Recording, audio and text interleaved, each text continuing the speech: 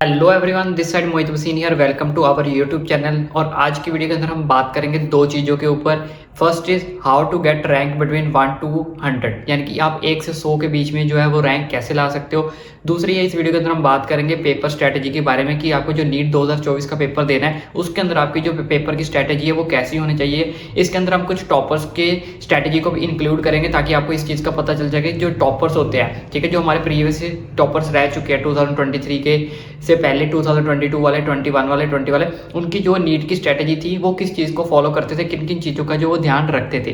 तो चलिए शुरू करते हैं इस वीडियो को। सबसे पहले हम बात करने वाले इस वीडियो के अंदर इन्वायरमेंट को लेकर कि इन्वायरमेंट का क्या इंपैक्ट पड़ता है हमारे नीट 2024 के ऊपर, यानी कि हमारे एग्जाम के ऊपर। तो जी हाँ, बिल्कुल, हमारे इन्वायरमेंट का जो इम्पैक्ट है वो पड़ता है। लेकिन इस इन्वायरमेंट का इम्पैक्ट कैसे पड़ता है, आपको कैसे कैसे इस चीज़ का ध्यान रखना है। देखो बच्चों, जैसे कि आपको पता है जो इन्वायरमेंट है वो हमें बहुत चीज़ों के लिए काम करना सिखाता है। फॉर एग्जाम्पल कैसे, जैसे हमारा जो नीट का पेपर होता है वो हमारा मोस्टली कब पेपर होता है, वो हमारा पेपर होता है मई या जून में। और मई जून में आपको कौन सा मिलता है, समर देखने को मिलती है। तो बहुत सारे बच्चे ऐसे हैं जो समर से उनको बहुत ज़्यादा एलर्जी होती है, ठीक है। हम बहुत सारे बच्चों को आदत होती है कि एसी में पेपर देने की। लेकिन अगर आप जहाँ पे पेपर देने जा रहे हो, जहाँ पे आपका सेंटर बनेगा, क्या वहाँ पे एसी होगा?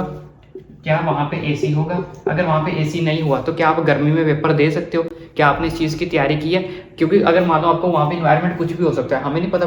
तो मान लो वहाँ पे अगर एसी ना हुआ तो आपने कभी इस चीज़ की प्रैक्टिस की है कि मैं पंखे के नीचे, या फिर पंखा ना भी हुआ क्योंकि आपकी सीट पता नहीं पंखे के नीचे आएगी या नहीं आएगी, तो क्या आप समर के यानी कि गर्मी के नीचे बैठ के पेपर दे सकते हो? ठीक है।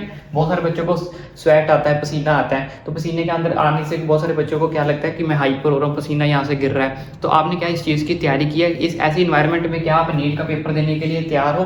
तो इन्वायरमेंट का बहुत ज़्यादा जो है इम्पैक्ट पड़ता है। अभी आप जो नीट 2024 की प्रेपरेशन कर रहे हो, क्वेश्चंस को सॉल्व कर रहे हो, तो बीच बीच में क्या किया करो, फैन ऑफ करके जो अपने एग्जाम देने की कोशिश किया करो, एसी को ऑफ करके एग्जाम देने की कोशिश किया करो। तो इस चीज़ को देखो कि क्या मुझे किसी इंपैक्ट पड़ रहा है किसी इन्वायरमेंट का, क्या मैं गर्मी में पेपर दे सकता हूँ? अगर मुझे स्वेट आ भी रहा है तो क्या मेरा जो माइंड लेवल वो स्टेबल रहता है, या वो किसके ऊपर जा रहा है? क्या उसको कोई डिस्ट्रैक्शन तो नहीं हो रही? क्या उस चीज़ को कोई डिस्ट्रैक्शन तो नहीं हो रही? तो यहाँ पे डिस्ट्रैक्शन आपको दो तरह से भी हो सकती है। एक तो आपको इन्वायरमेंट करके होगी, दूसरा आपने देखना है कि आपको जो डिस्ट्रैक्शन है वो कैसे होती है। बहुत सारे बच्चे बोलते हैं कि हमें जो फोन करके डिस्ट्रैक्शन होती है, तो फोन को आपको बोला जाता है स्विच ऑफ कर दो, फोन को साइड पे रख दो। लेकिन फोन के अलावा भी डिस्ट्रैक्शन हो सकती है।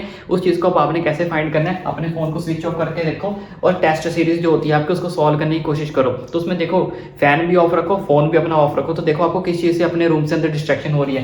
कहीं आउटसाइड से कोई डिस्ट्रैक्शन हो रही है, विंडो साइड से, ठीक है, आपकी कोई क्लॉक से हो रही है, ठीक है, या फिर बाहर आपके कोई घर में, होम में, आउटसाइड कोई घर से चला रहा है या कोई विंडो से चला रहा है, ठीक है। तो इस चीज़ का आपने ध्यान रखना है कि आपको जो है डिस्ट्रैक्शन, अगर आपकी जो डिस्ट्रैक्शन हो रही है वो किस चीज़ से हो रही है। तो नीट 2024 की प्रेपरेशन करते टाइम इन्वायरमेंट के अंदर आपने दो चीज़ों का ध्यान रखना है। एक वो क्या आपको जो डिस्ट्रैक्शन हो रही है वो किस चीज़ से हो रही है, उसका आपने सोल्यूशन निकालना है।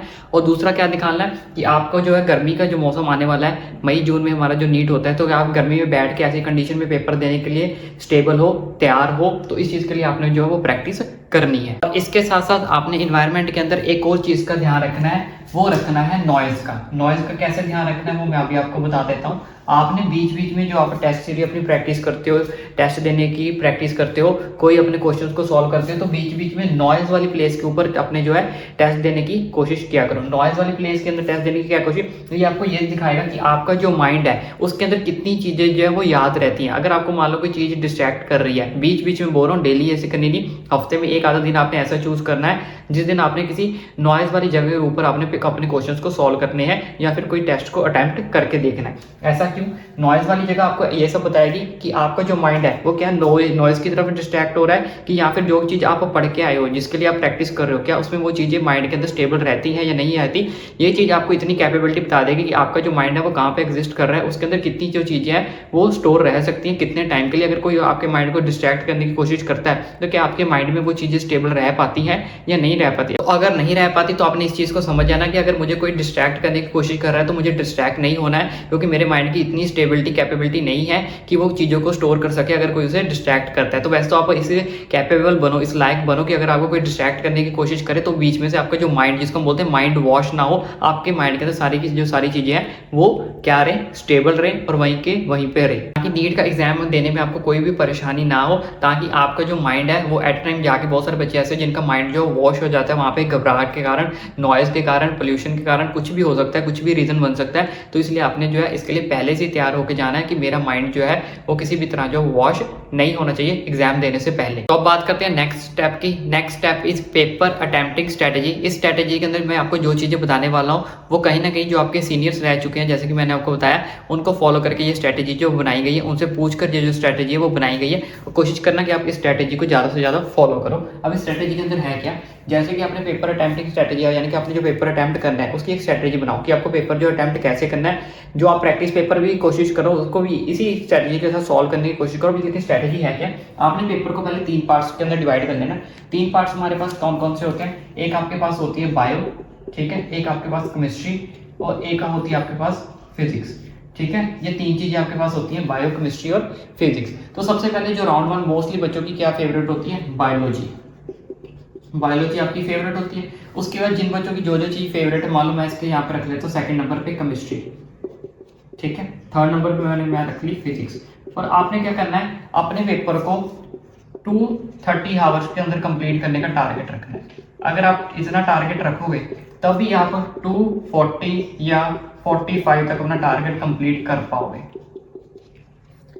ठीक है। अब इस टारगेट को कंप्लीट करने के लिए आपने क्या करना है, आपने क्या करना है 230 यानी कि जिसको हम बोलते हैं 2.5 घंटे, 2 आवर 30 मिनट्स के अंदर आपने इन तीनों चीज़ों को सॉल्व करना है। आपको पता है आपकी बायो सबसे ज़्यादा फेवरेट है, इजी है, इसमें कोई आपके रिएक्शंस नहीं आते, कोई न्यूमेरिकल्स नहीं आते, कोई आपकी इक्वेशंस नहीं आती। तो बायो को आप जितना कम टाइम दे सकते हो, कम टाइम सॉल्व कर सकते हो उतना कर लो। आप इसको 30 to 40 मिनट में कंज्यूम करने की कोशिश करो, 30 to 40 मिनट्स के अंदर, ठीक है। बाकी आपका कितना टाइम बचता है, 1 आवर 50 मिनट्स। 50 मिनट्स आप चाहे केमिस्ट्री को दे लो, केमिस्ट्री में आपको इक्वेशंस देखने को मिलेंगी, ठीक है।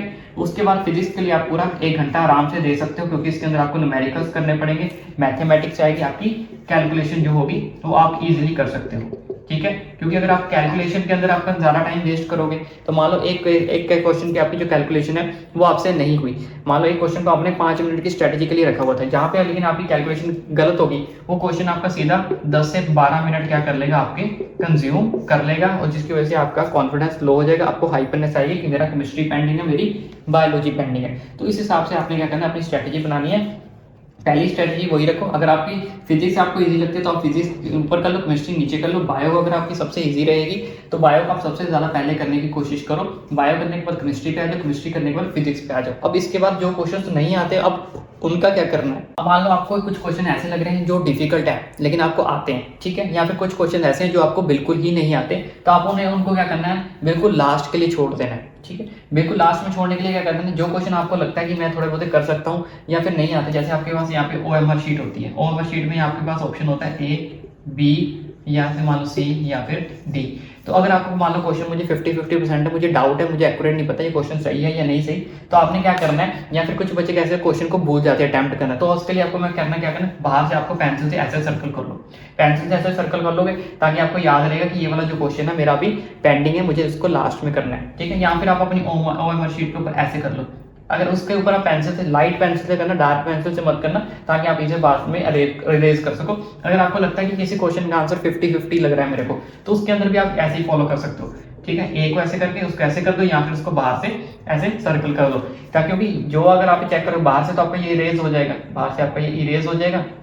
अगर आपका अंदर वाला रह भी जाता है तो जो अपना कंप्यूटराइज आपकी जो चेकिंग होती है उसको ये अंदर एक्सेप्ट नहीं करेगा, क्योंकि आपका पूरा फिल होना चाहिए, तब वो जाके उस चीज को क्या करेगा, एक्सेप्ट करेगा OMR शीट को। अब बात करते हैं जो क्वेश्चन आपके ऐसे पूरी तरह, तो अब बात कर लेते हैं जो क्वेश्चन आपके पेंडिंग रहते हैं, जो आपको लगता है कि मुझे नहीं आ रहे, तो उसको बिल्कुल आपने क्या करना है, लास्ट में सॉल्व करना है। इसमें क्या हो जाएगा, जैसे मैंने आपको बताया कि अगर आप 240 या 230 मिनट्स का टारगेट रखोगे तो लास्ट में आपके पास 20-25 मिनट्स जो है आपके पास बच जाएंगे। इन 20-25 मिनट्स में क्या करना है, ठीक है, 20 मिनट आप अपने, या 15 से 20 मिनट आपने क्या करना है, जो क्वेश्चन आपके पेंडिंग है आपने उनको फटाफट क्या करना है, सॉल्व करना है।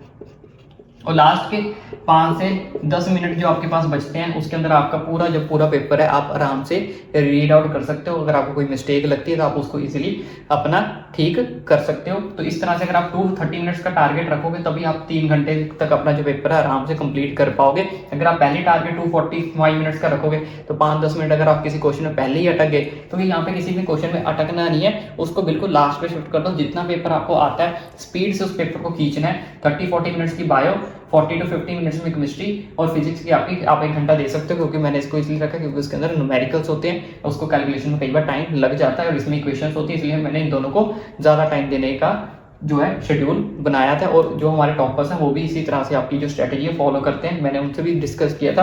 तो ईच एंड एवरीथिंग आपकी जो यहाँ पे मैंने डिस्प्ले की है वो सारी की सारी उनकी स्ट्रेटजी के अकॉर्डिंग ही यहाँ पे मैंने आपको बताया है, जिनके रैंक जो है वो 1 से 100 या 500 के बीच में एग्जिस्ट किए हैं। तो आपने जब भी नीट एग्जाम की तैयारी करनी है, चाहे नीट एग्जाम का जो फाइनल 2024 वाला पेपर अटैम्प्ट भी करना है, तो आपने कोई ना कोई स्ट्रेटजी जो बना के ही पेपर को अटैम्प्ट करना है। बिना स्ट्रेटजी के कभी भी अपने पेपर को अटैम्प्ट करने की कोशिश नहीं करनी है।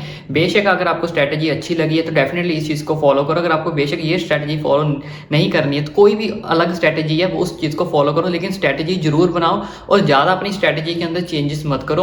अगर आपको कुछ मेजर चेंज करना है तो आप कर सकते हो, क्योंकि बहुत सारे बच्चे ऐसे होते हैं वो एक हफ्ता एक स्ट्रेटजी को फॉलो करते हैं, दूसरे हफ्ते कोई दूसरी को फॉलो करते हैं। ऐसे बार बार उसके अंदर चेंजेस मत लाओ, एक स्ट्रेटजी को फॉलो रखो, उसके ऊपर बार बार प्रैक्टिस करो। वही चीज़ आपने जो स्ट्रेटजी को अपने 2024 के अंदर पेपर के अंदर लेके जाना है। और क्योंकि हमें नहीं पता कि वहाँ पे उस टाइम पे सिचुएशन कैसी होगी, कई बार आपको कोई लोकल फ्रेंड मिल जाता है, कहीं से आपकी जान पहचान हो जाती है तो हम बातें मारने लग जाते हैं, उनसे बातें करने लग जाते हैं। इन्वायरमेंट कैसा होगा, जैसे मैंने आपको बताया गर्मी भी हो सकती है, आपको पसीना भी आ सकता है, आपकी सीट पता नहीं विंडो के पास आएगी, बाहर से नॉइज भी आ सकता है किसी टाइप का। तो इस सारी चीज़ों को जो आपने ध्यान में रखना है और उसी हिसाब से अपनी पहले सारी प्रेपरेशन जो वो करके लेके जानी है। और बेसिकली जो सबसे इंपॉर्टेंट चीज़ आपने जो टारगेट रखना है वो यही टारगेट रखना है कि आपका जो है 2 आवर 30 मिनट्स के आपका जो पेपर कंप्लीट हो जाए और रेस्ट के जो 30 मिनट्स हैं वो आपको जो आपके बचे हुए क्वेश्चंस हैं और रीडिंग का टाइम जो है वो दोनों को दोनों आप 30 मिनट्स के अंदर जो अपना इजीली कर पाओ और उस 30 मिनट को उसके अंदर जो है कंज्यूम कर पाओ।